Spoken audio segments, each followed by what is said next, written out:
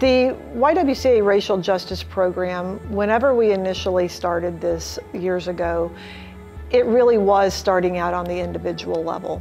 But we quickly realized that this was something that if we wanted to truly make an impact, that we have to move beyond the individual and move into the systems and the institutions that perpetuate racism. We tend to find that with the word Muslim, we often get discriminated against.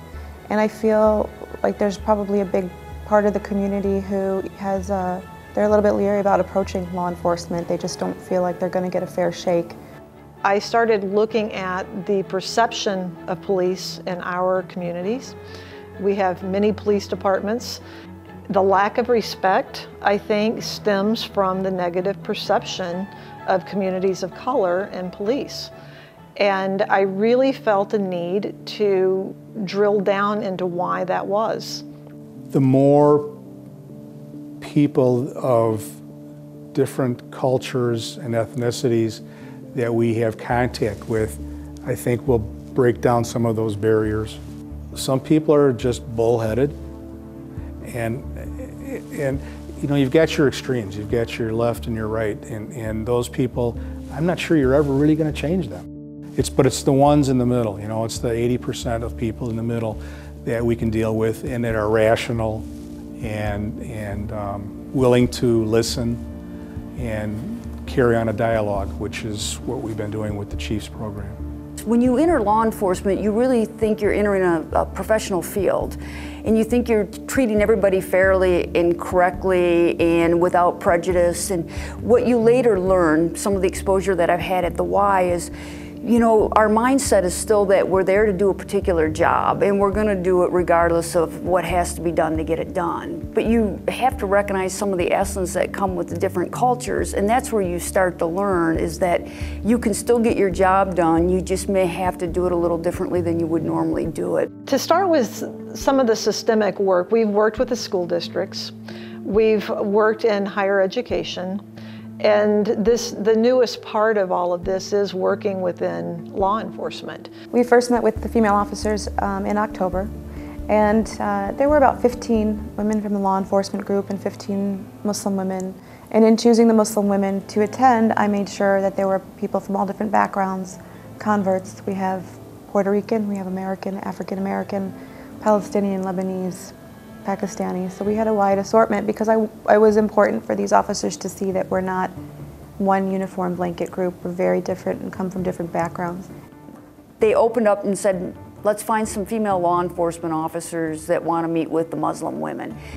As the deputy chief, the officers were looking at me to say, is this truly open dialogue? Are we free to express and air any concerns or thoughts and not have it impact us negatively, with me as the deputy chief thinking, wow, so that's what you guys have been thinking all along? And I said, no, because I'm going there too, because I have questions, I have a perception, and I'm willing to break through that perception to find out if what I'm seeing and what I think is true or what the reality is. And so then the officers got excited about it, and then we're all ready to join in. One of my female officers is involved in the Muslim dialogue with the Muslim women.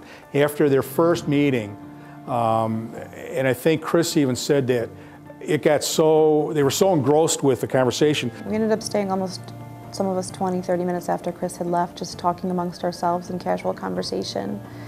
I felt really good about it. I felt that we had really been able to reach a lot of those women in a way that, and make them think about things in a way that they never thought about before, which is important. I mean, my officer came back and she produced a training bulletin for the other officers of the things that they had talked about, things that she had learned about the Muslim community, and things that our officers, the male officers as well as my other female officer, need to be aware of.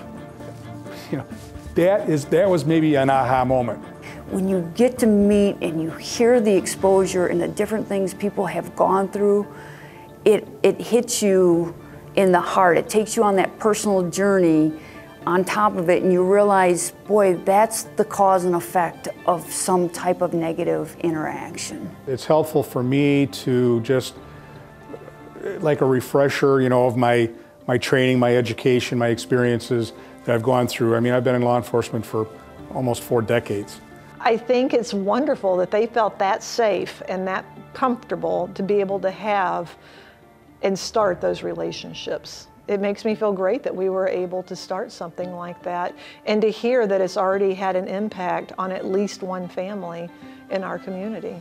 And it's so hard to express how exciting and how much I enjoyed just having that opportunity to just interact with no pressure, no expectations. We just simply really get to know each other. And at the end of the day, we all said, well, we had some common threads. We're wives and daughters and grandmothers, and we had all those common bonds already there.